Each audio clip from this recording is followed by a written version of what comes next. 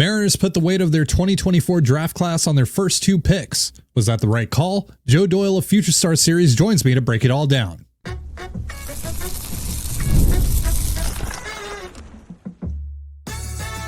You are Locked On Mariners, your daily Seattle Mariners podcast, part of the Locked On Podcast Network, your team every day.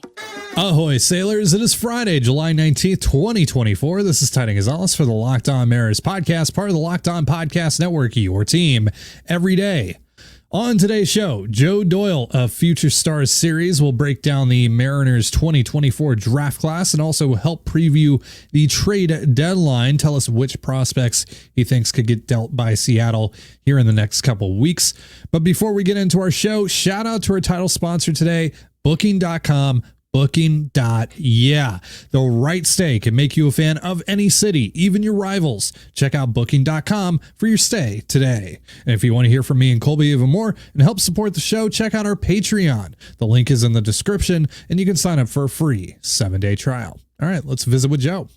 So if you follow Mariners content, you're likely already familiar with our guest's work. He's the host of the Overslot podcast on Patreon and a senior draft analyst for Future Stars Series. Then we could take that even a step further and call him a draft sicko, if you will, because look, he already has his 2025 mock draft up on futurestarsseries.com, not even 3 days after this year's draft wrapped up. So Joe Doyle, welcome back to the show. Ty Dane, thank you for having me. So you were down at the draft this week in Texas. Really interesting class for the Mariners. A fun one, but one that is heavily reliant upon the first 2 picks in this draft, especially the second round pick, Ryan Sloan, because they went significantly over slot with him. $3 million is the report. The original slot value of that pick is $1.64 million.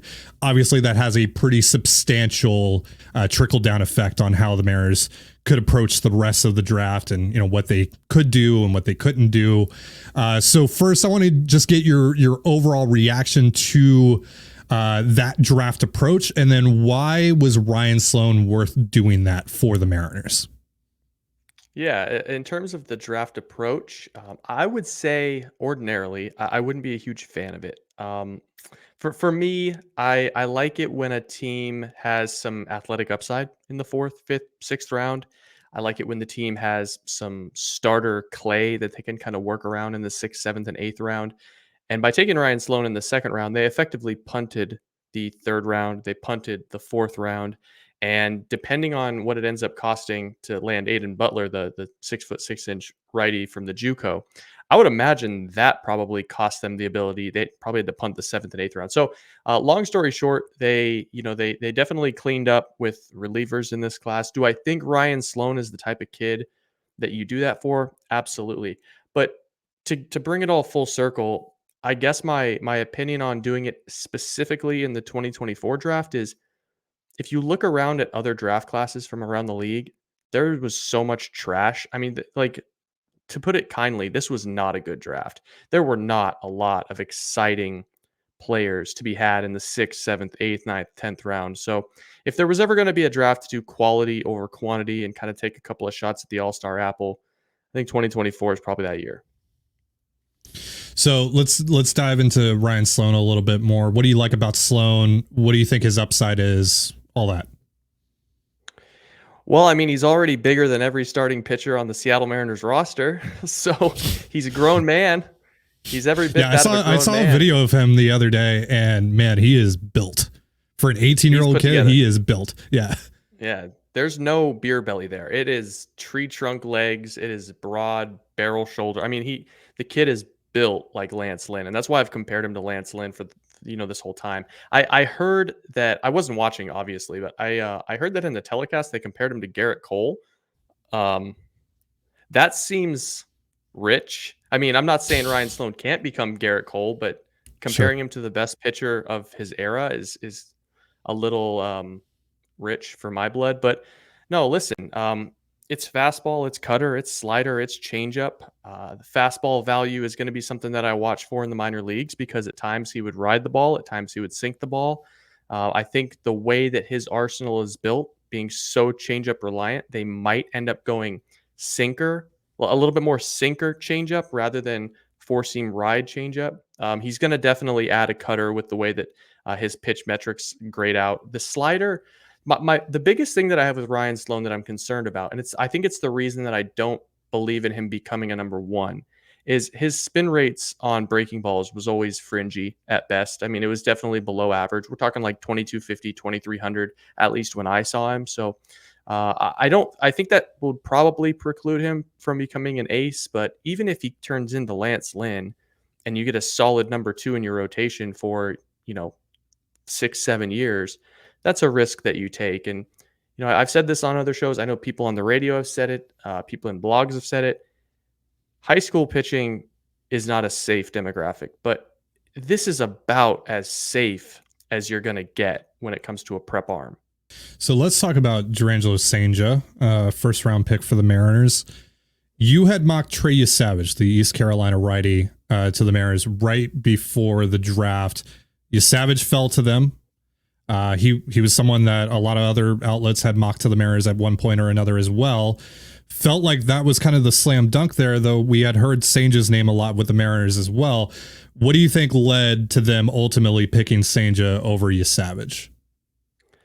Yeah, I would say it's just ceiling. It's just upside, right? If you trust in your player development staff, I think you look at Cijntje, you look at a better athlete, you look at a better spin of the baseball, you look at better release traits, better metrics. I think there's just more interesting clay there. With Savage, he's very plug and play. I've said that, since like May. It's fastball, it's splitter, it's slider. All of them are above average. But with Jurrangelo, I think there's legitimately a little bit more that can be pulled out of there. Another thing about Trey Savage is that's a high mileage arm. I mean, that guy has thrown a lot of innings 2 years in a row. He also had some strange medical and durability things that came up right before the draft.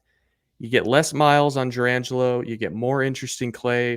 You get some meta when it comes to the way that his fastball approaches the plate.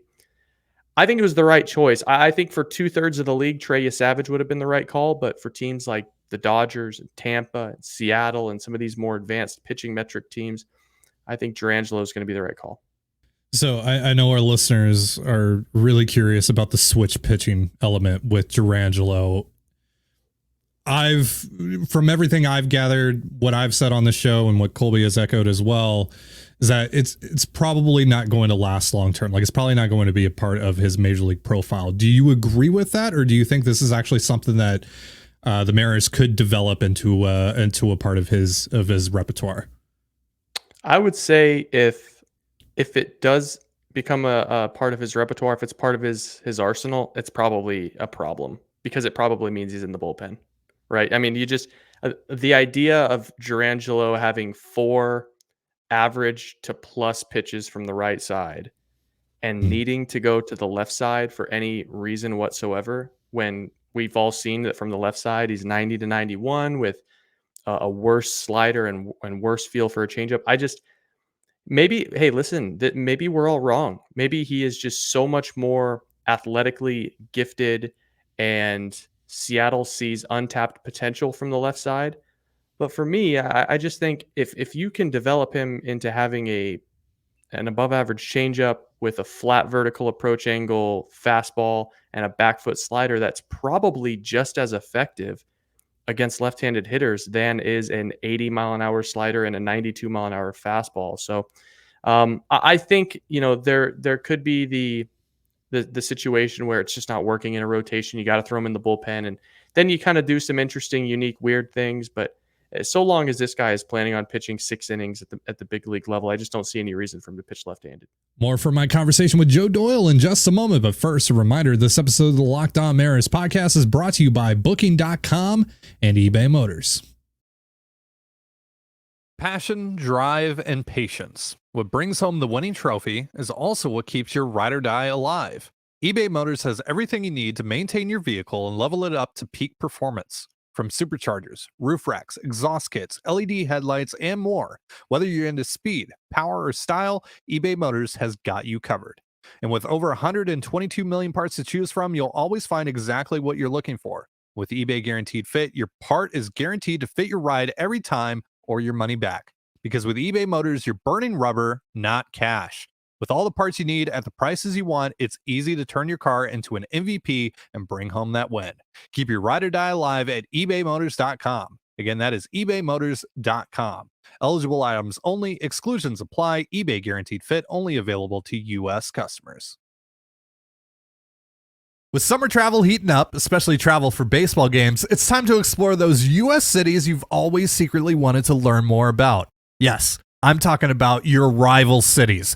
With hotels, bed and breakfast, vacation rentals, resorts, and so much more on Booking.com, you might just find your perfect stay, even in your baseball rival city. Even a Mariners fan can have a great time down in Houston, whether you're watching Cal Raleigh hit one into the Crawford boxes or chowing down on some authentic Texas barbecue. Maybe you're doing both at the same time.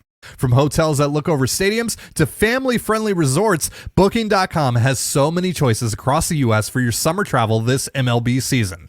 The right stay can make you a fan of any U.S. city, even your rivals. Book today on Booking.com on the site or the Booking.com app.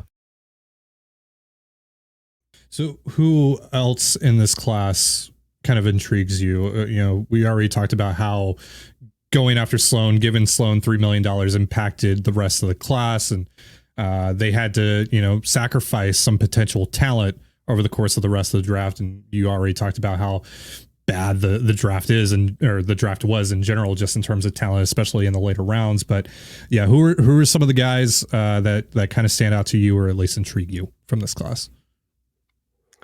Yeah. So for me, there's three guys that really stand out. I'm quite a bit more bullish on Brock Moore from Oregon than I think a lot of people are. It's 6'6", it's 235, 240 pounds. He's up to 101 miles an hour. He's got an 88 mile an hour slider. He has thrown quite a few changeups this season, and they really stretched him out at Oregon towards the end there. I think you got to give him a chance to start. He throws enough strikes. I'm not saying that he's going to be special by any means, and of course he's already 24 years old. So there's limitations into what he can become, but this is listen, 6'6" and 100 miles an hour doesn't grow on trees, right? Like you can't just pick this guy up off the scrap heap. I would be pretty bullish on what that can become. I think the one that nobody is really talking about enough is Will Riley. I found myself watching, for better or for worse, I watched Will Riley like 3 or 4 times, and full disclosure, it was always the beginning of the season. It was always a non-conference opponent. It was always against a team in the SEC. And he got rocked more often than not. But I have to preface that by saying Will Riley always looked like a pro. It's a very, very athletic delivery. It's a super fast arm. It's a really good breaking ball. Is it kind of a Logan Evans situation? I don't think so. He was someone that really struggled in college as well, but a year later, look where he is. Right. Well, I think the thing with Evans is he just unlocked a new gear. He turned into something that he wasn't. He started throwing more cutters. He started throwing more four seamers, and the sinker, jumped up to 94 to 96. Will Riley, I've seen him up to 97. I've seen him up. I think I saw him touch 98 at least on a television broadcast. And he can really spin the ball. He's another short righty, but anyways, I'm blabbering a little bit. I think he is the type of clay that the Mariners player development can sink their teeth into and get more value out of. Yeah, he wasn't great in college, but I do think that he could be a better pro than he was a collegiate. And the last guy that I'll point out is Anthony D'Onofrio out of North Carolina. I don't know how this kid did not get drafted over the last 2 years. I mean, another 24-year-old, but he's 6'3". He's 200 pounds. He runs like a deer. He's got above average raw power that he's flashed in games. For my money, it's a plus throwing arm in the outfield. He can really go get it. Yeah, Anthony D'Onofrio might only be a below average hitter. He might be a guy that hits 235. But I think there's a real case to be made that he turns into something like a Jake Fraley, and to get that in the 10th round is pretty exceptional. So I was really high on that guy this year. I tell you, if it was 2022 when he was a 21-year-old or a 22-year-old, he's probably a 5th or a 6th round pick. So I'm pretty bullish on that one. Some of this is obviously just a byproduct of the top of the draft and how the top of the draft went for the Mariners. And again, how they've had to sacrifice talent in other rounds. But, last year we saw them go heavy on the pitching, these reliever types, these mid-leverage reliever types, it seems. Do you think the Mariners kind of see that as like, this is with our pitching development, this is our easiest path to getting like an actual major leaguer out of this pick, and that's why they go so heavy on the pitching? I think in general, relief pitchers are a bit of a market inefficiency right now. I think there's a narrative, there's a misconception that they don't carry as much value as a starter, which, hey, listen, that's true. But a seventh inning reliever is more valuable than a starter that never gets there, right? He's more valuable than a starter that gets stuck in Arkansas. So I'd always be a fan of taking a Hunter Cranton over a kid in the fourth round who is 90 to 92 with a couple of fringe average secondaries. So like I see the value in selecting starting pitching prospects if you have a plan to unlock more. But if you don't see a path toward them becoming a better version of themselves, just take the kid that's throwing 100 with a 65% whiff rate on his fastball and, throw him in the eighth inning in 2025. So I don't know if it's that they see that their pitching is just what they're best at. I just think this draft kind of bored out that way. There wasn't a whole lot of position. There wasn't, like, for an example, there wasn't a lot of Josh Hoods in this draft class that you could just take a shot on tools. D'Onofrio is kind of the exception. So Scott Hunter said, I think he said they have about 90% of this class already locked down in terms of getting them signed. Anyone that you know of that might be in danger of not signing from this class? I would take two shots, and I don't know this for sure. I haven't reached out. I would say Aiden Butler is probably a pretty safe bet to be one of those guys. Listen, he's a 9th round pick. The slot value for that pick is about $190,000. He's 6'6". He throws 93. He's committed to Florida State. He's 20 years old.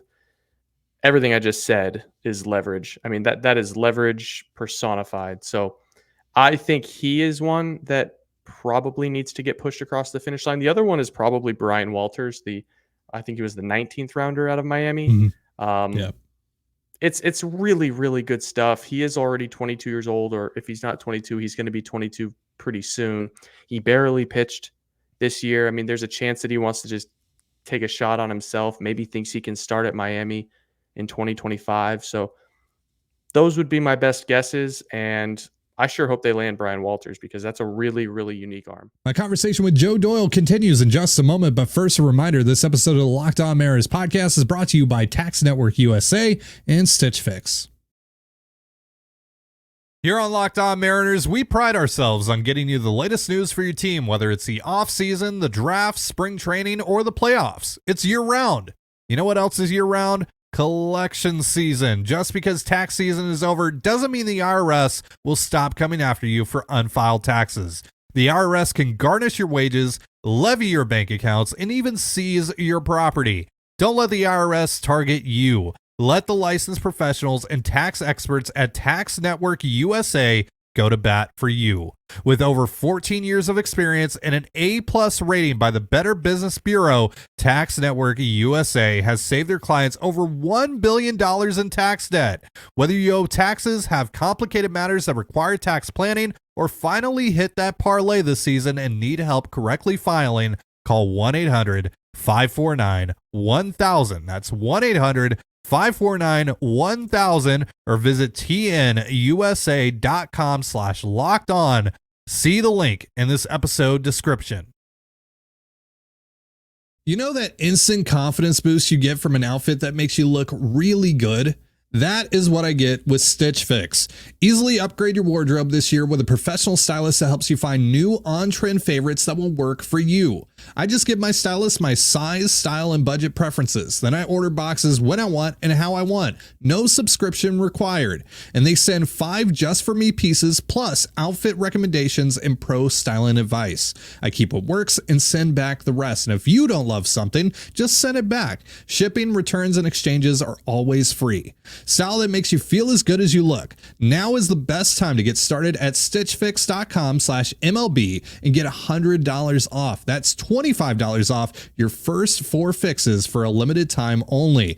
That's stitchfix.com/MLB for $100 off. Stitchfix.com/MLB. Must redeem within 7 days of sign-up. Offer does not include kids fixes.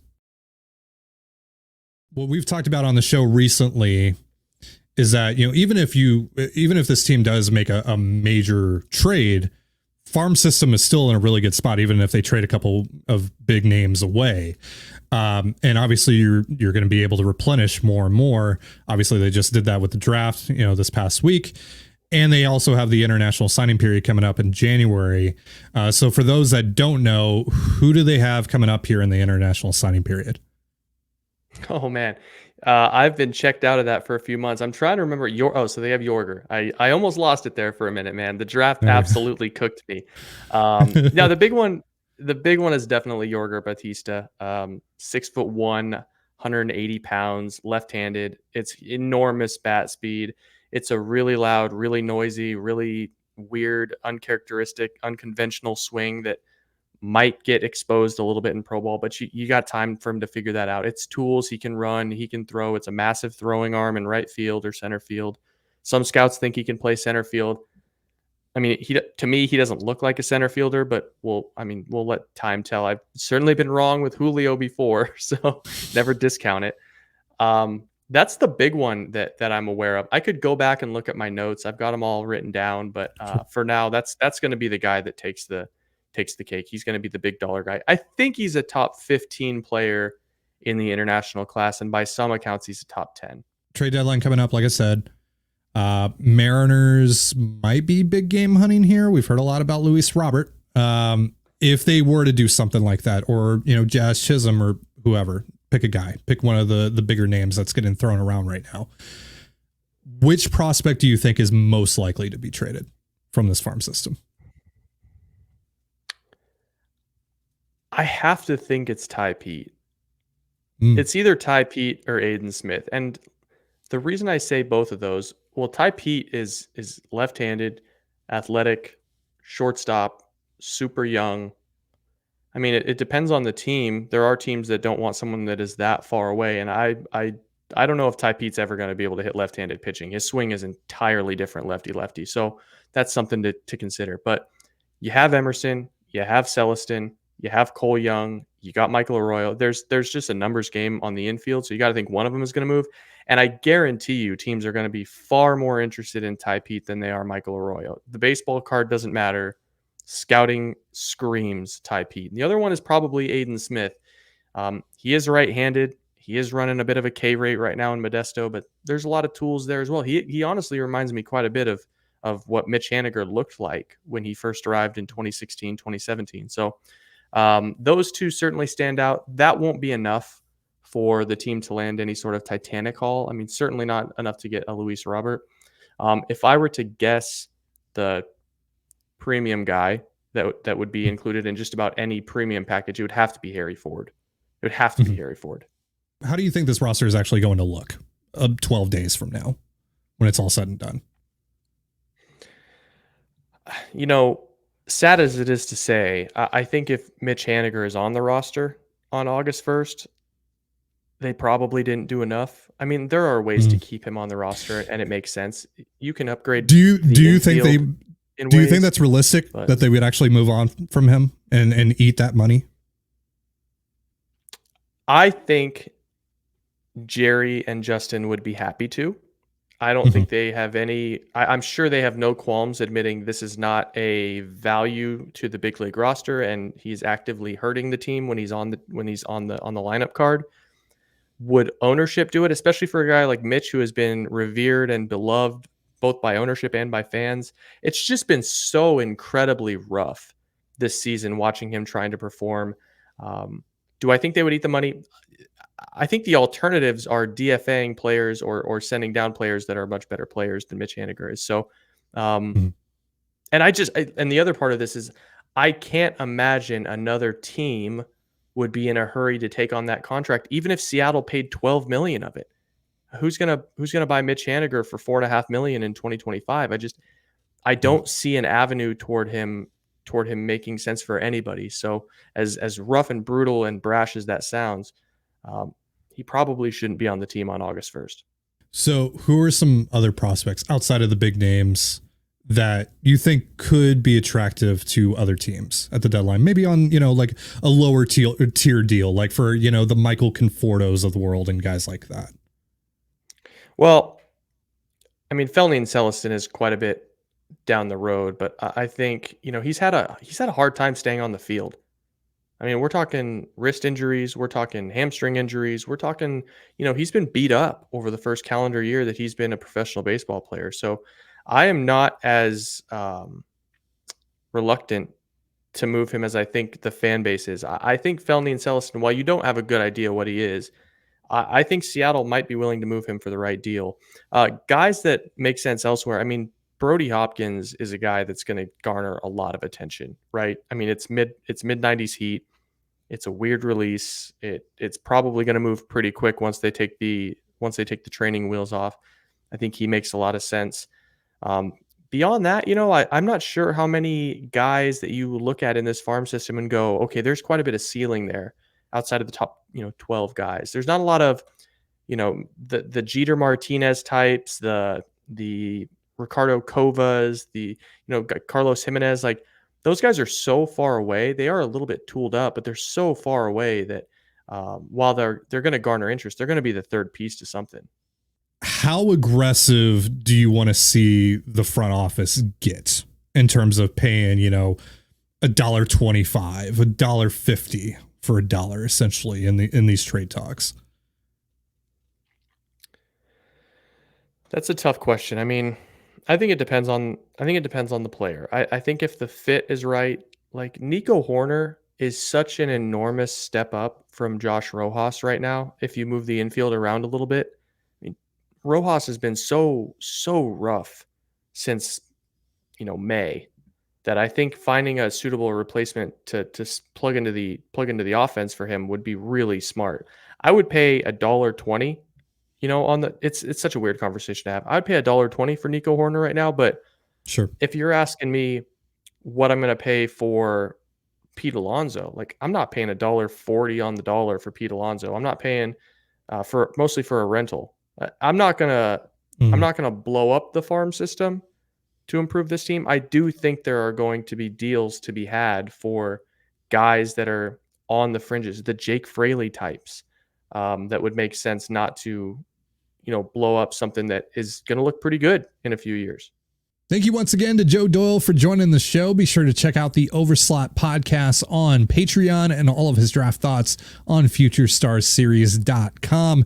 That's going to do it for our show. But before we get out of here, a reminder that Locked On has launched the first ever national sports 24/7 streaming channel on YouTube. And now it's also available on Amazon Fire TV and the free Fire TV channels app. Locked On Sports Today is here for you 24/7, covering the top sports stories of the day with the local experts of Locked On, plus our national shows covering every league. Find Locked On Sports Today now available on the free Fire TV channels app. Thank you so much for joining us here on the Locked On Mariners podcast. I've been your host, Cijntje Gonzalez. Be sure to give us a follow on Twitter at LO_Mariners. You can follow me at Cijntje Gonzalez and my co-host Colby at CPAT11, that's CPAT11. You can also find all that stuff in the description of this episode. Have yourself a beautiful baseball day, and we'll see you next time. Peace.